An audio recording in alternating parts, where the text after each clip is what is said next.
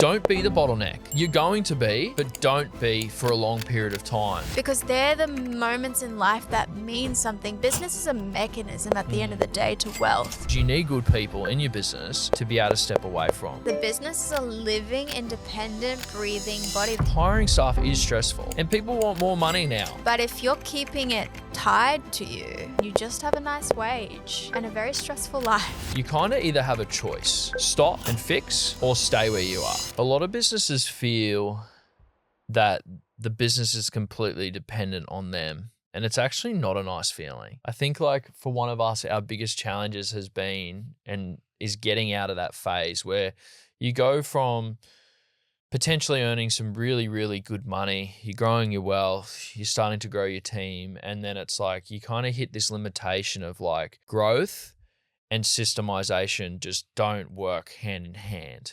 It's like not that effortless like feeling where like business is coming to you, your team's flourishing, you're in like this really cool cultural environment in your business. And I think that to me is like such a painful realization. You go from the first pain.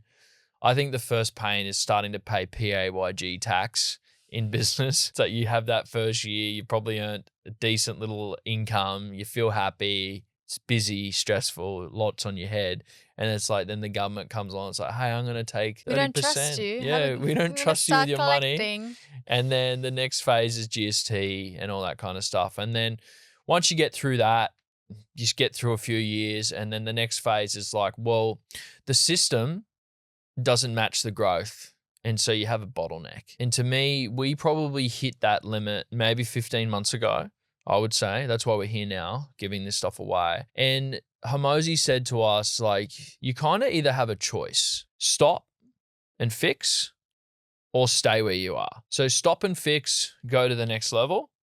So that means don't take on new clients, or stay where you are and just keep being that smaller business. So you and I decided to stop and fix. Obviously, you want to have cash in the bank to be able to do that, and you want to have a pretty good client base to be able to do that, and we did. And so for the last 15 months, you and I have not focused too much. We haven't focused on our own marketing. Definitely not. Not at all. And we've spent a lot of time working on automation, training staff, and building a team where we can actually feel confident in our product delivery and what we do. And on the other side of it, we also have a heart to give other business owners a hand up as much as we can, because we know how hard it is out there. It is really, really hard out there, especially at the moment. I was only at a wedding the other day and I was talking to a young guy that had just closed up his plumbing business to go work for someone because he just couldn't be bothered doing all the admin and the stress. Yeah. And he earns really good money and he sleeps at night. You know, it's going to be more appealing for people to do that nowadays. So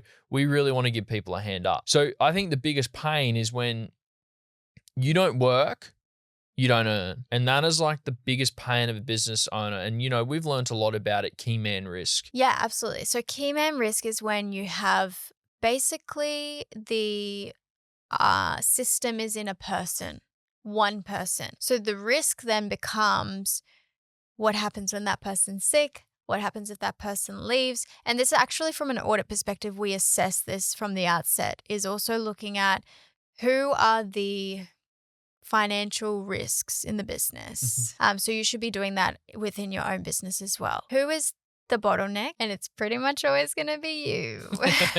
Or us. As in, like, if you're watching the owner typically has the IP, has the system, has the manual and the procedures in their heads, and has a very hard time articulating that or offloading that because of trust, that it's not going to get done to that same level or standard. But also you're in deliverables. So you physically have to deliver while you're trying to scale a team.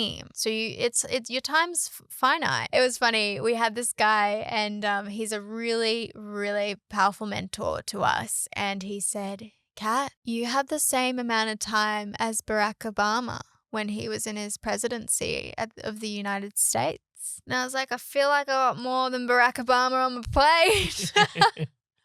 It's true. But it's literally like everyone has the same amount of time in the day, but it's like, how do we actually, the risk with key man risk is it all fizzles out and ends with you. And are you willing to bear that risk? Are you willing to have staff that you're putting food on the table and absolve all of that. It's scary.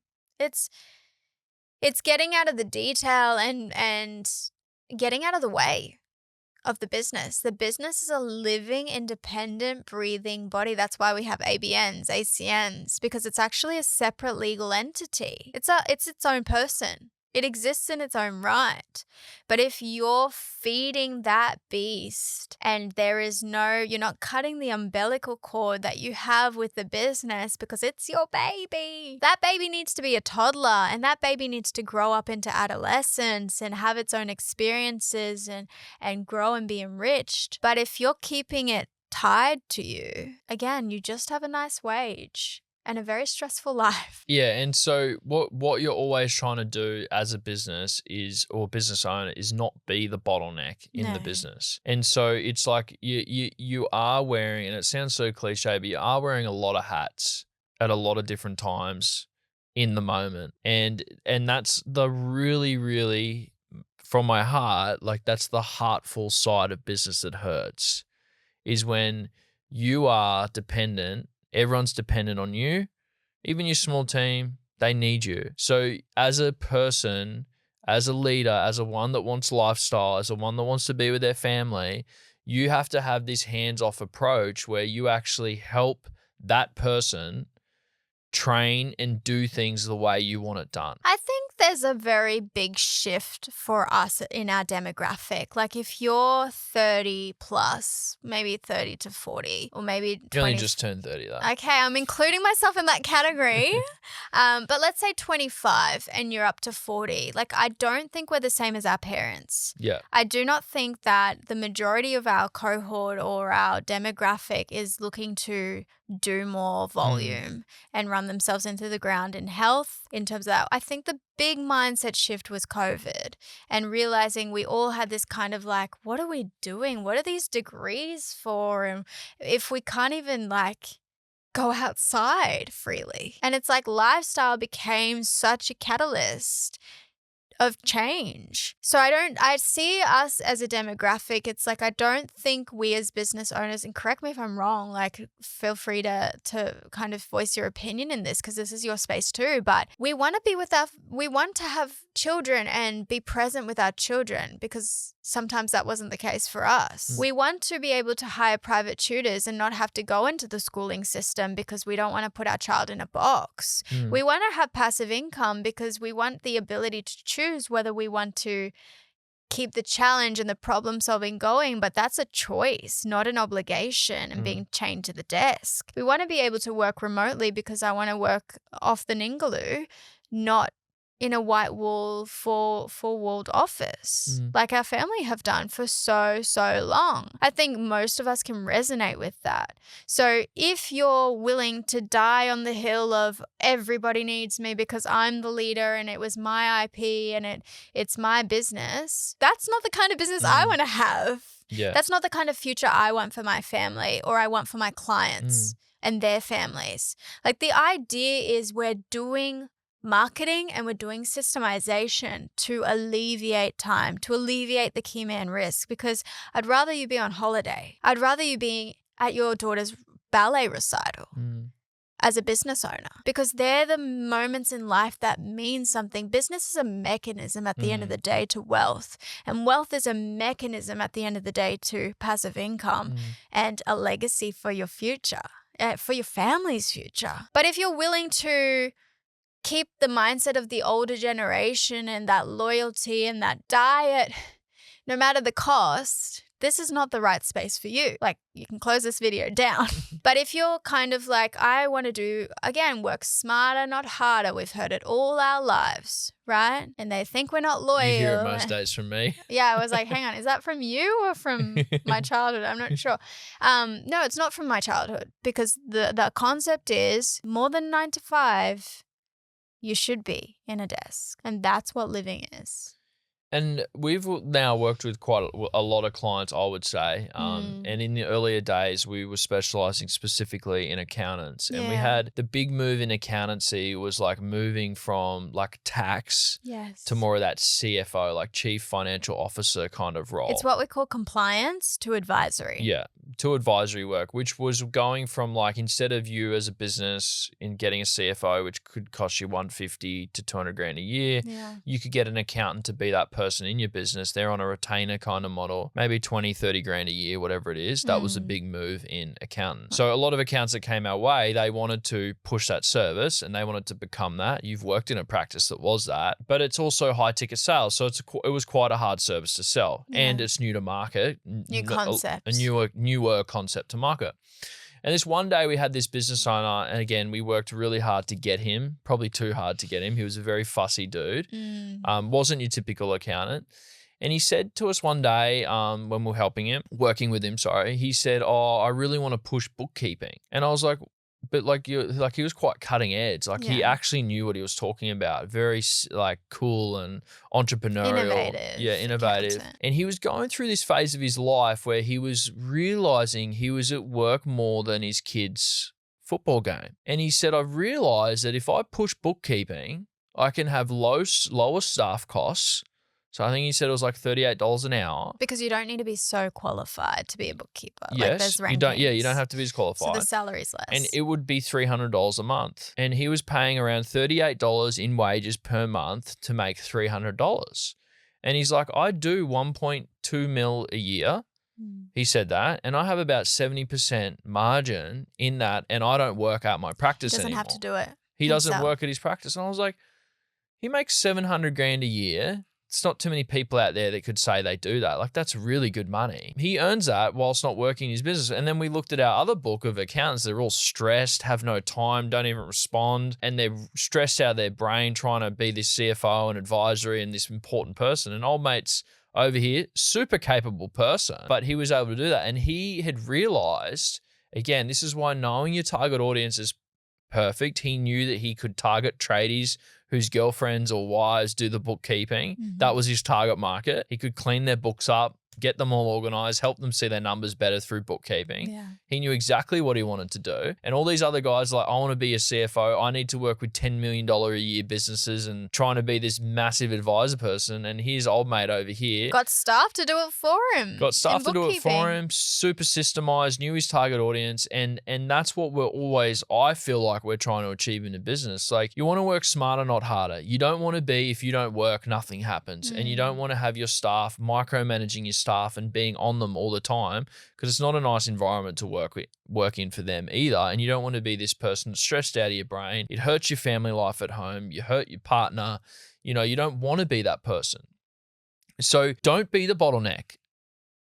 You're going to be, but don't be for a long period of time. And you want to be this empowering person, and you're trying to get cash in the bank, equity behind you, so you can take on that risk of the next level of staff, because hiring staff is stressful. Like, even if you've got 2 and you go on a 3, even if you go on 3, you go on a 4, if you go on 5 to 10, whatever it is for you, we're all different. We all have different business structures. It is stressful.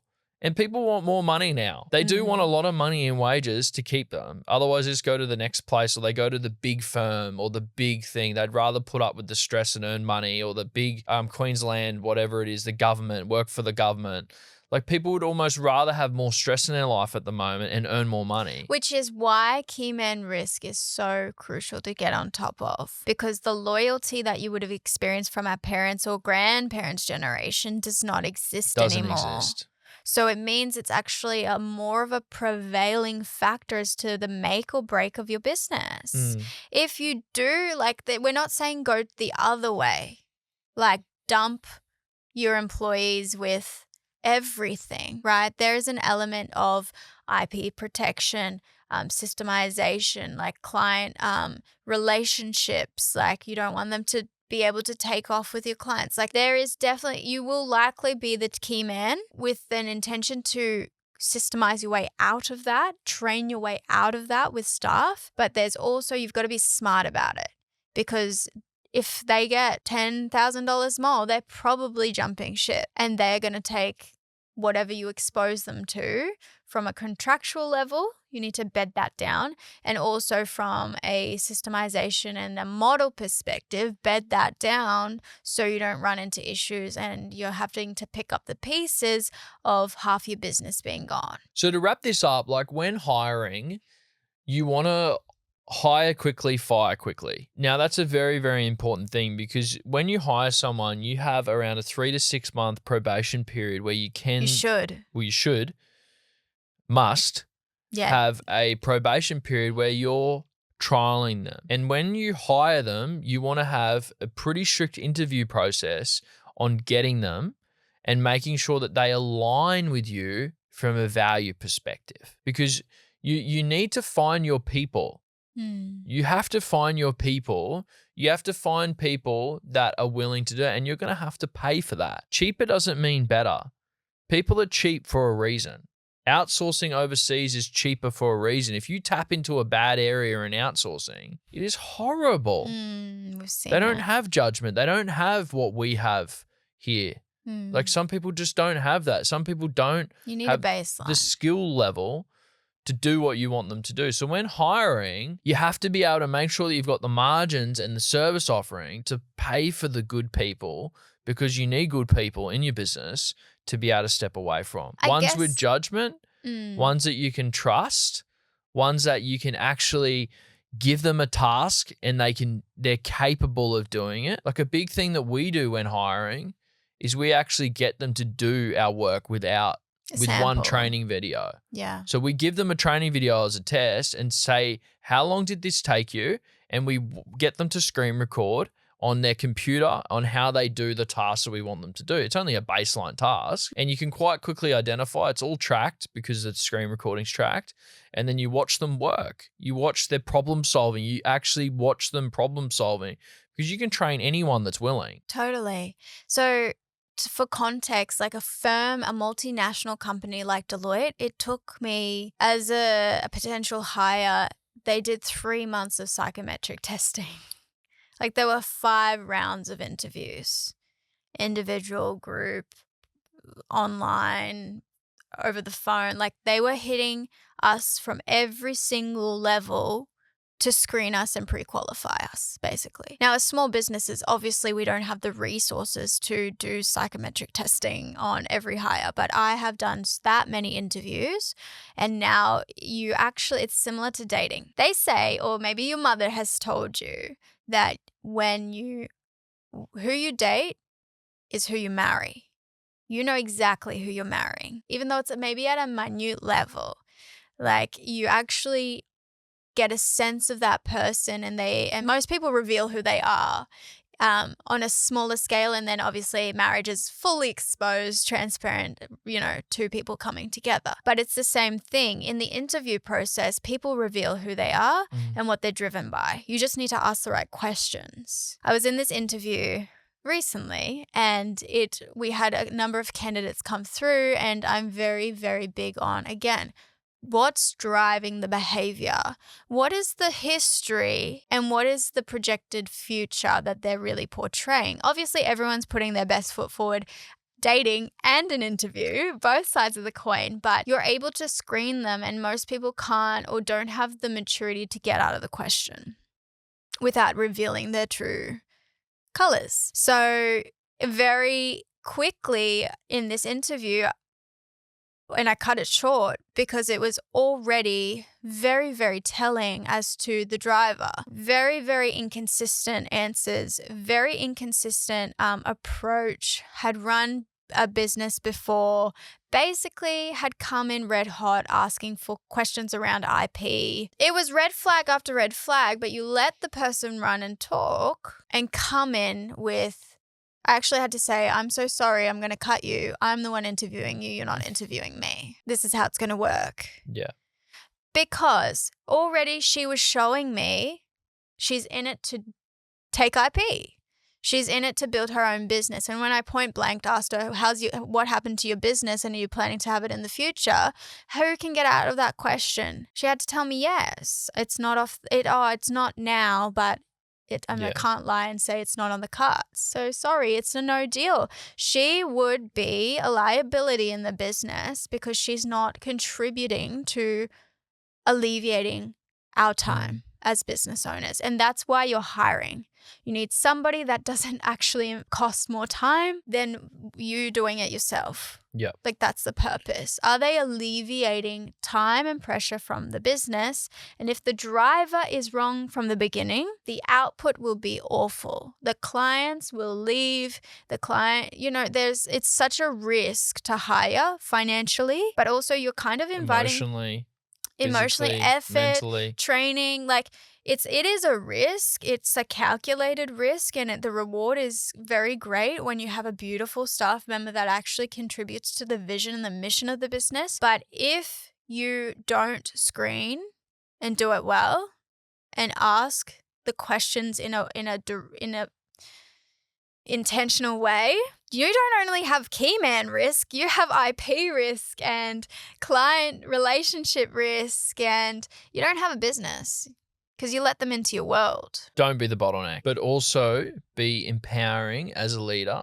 And you really want to find your people, ones that you feel responsible for, ones that you enjoy working with, ones that you want to lead, ones that you want to take responsibility for. Like, I love our staff. I actually feel a sense of responsibility that I get to help them put food on their table and input into their lives and help them and work out every day. Like, everyone's different motivator, and trying to work with them and help them become flourishing in their role so you can create that workplace environment they never want to leave. It's people management. It is people management. It's a hard skill, and it's one we're always refining, and one you as an owner need to refine and be really good at. That's why key man risk is not up for negotiation. Like, you can't physically carry that load and be a good manager of relationships. You can't. It's mutually exclusive. You can't do both really, really well. I'm Dan. I'm Kat. And we are obsessed with helping your business go to the next level. So if you're in the process of hiring or firing or, assessing your systems and structure in business, this is the channel for you. We'd love it if you could subscribe. It helps us show that this content's relevant.